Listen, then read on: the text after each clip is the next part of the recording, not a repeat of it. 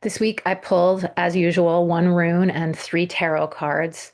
The first tarot card representing the situation, the second representing advice, and the third representing outcome. So for the rune that I pulled, I got Ehwaz reversed. And what this means is that what is meant for you will come to you.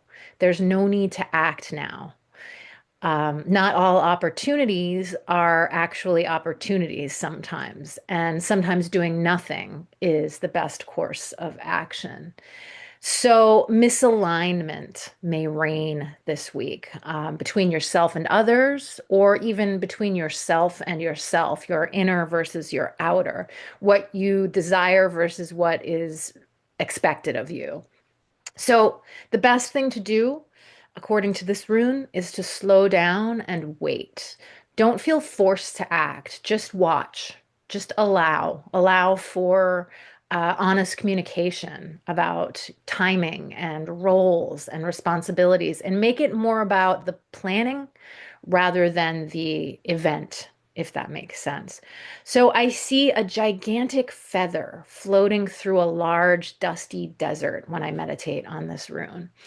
And the sand and the dry air are threatening to strip this feather of its fibers, of its soft fibers.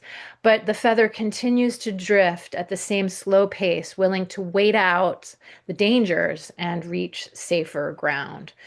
So, materially, stall that project, delay that decision. Just watch and learn this week. Take responsibility for your own place in things and resist reacting harshly.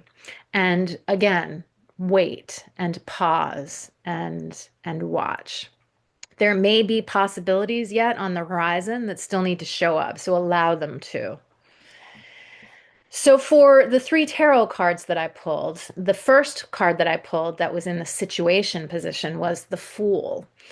And so the Fool stands for a new start, something that we haven't seen before.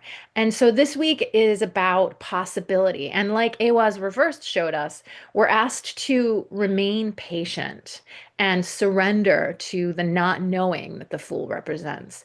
You may be called to leap before the details are clear. And if you have a choice, don't leap, just wait. Don't jump over the cliff as much as the Fool asks us to. Surrender instead to the pause asked before you take the leap. However, if you don't have a choice, if you are put in a situation where you have two decisions, both of which require action, and you really can't pause, choose the thing that is most prevalent in your gut. Go with your gut. So I see a man weighing two options in both hands and considering and choosing the lesser of the two challenging potential outcomes. So in other words, choosing the outcome that is less challenging, choosing the easier rather than the harder, even if the harder feels like the right moral choice. So materially, the Fool asks again for surrender, but Ehwaz reversed asks you to hesitate. So again, weigh your options. If you have a choice between harsh battles to get what you want and giving in to the other for peace, choose the peace, even if fighting seems like the more obvious choice.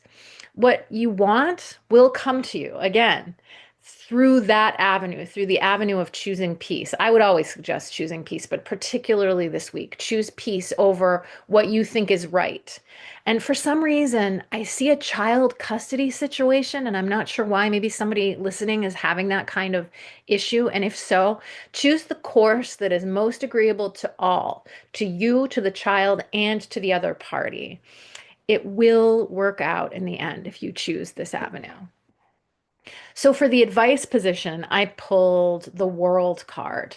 And this asks us to go with what is, become whole in your suspended position, own what already exists. Try not to force more into fruition. Act as if the chapter is complete, even if the next one hasn't started yet.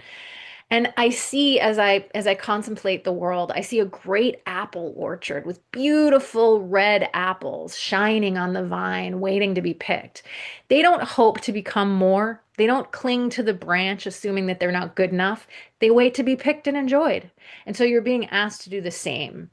And maybe you won't be picked and enjoyed, but you're being asked to do something metaphorically similar. So, materially, acknowledge milestones. If it's been 6 months since a great loss occurred, give yourself a lot of extra love on that anniversary. If you're writing something new, join a writer's group and share what you have. Don't worry about what it will become or what it could be. Just share what you have. Let others see you as you are, not as what you were or what you hope to be. So for the outcome position, I pulled the Two of Wands. And with this card and in the outcome position, direction becomes clearer, clarity will build, and internal decision will be reached. Seeing outside the box, personal power returning after uncertainty, confidence in your ability to expand. And as I contemplate this card, I see a gorgeous horse galloping through an open field. And as I zoom out, I see that the horse is contained by a fence, but it still runs free toward an open section of the fence in the distance. And that is you, that is us. We are running free. We just need to realize it. No one is holding us down. Nothing owns us. You are in an open field running toward your next choice. As a society, we often feel locked into certain ideas of what is right, but we aren't. We choose to believe what we believe. No matter who we are, no matter where we are, that is true. And so this week, we may be moving forward toward a new ideal. And as long as we do it with surrender, we will prevail.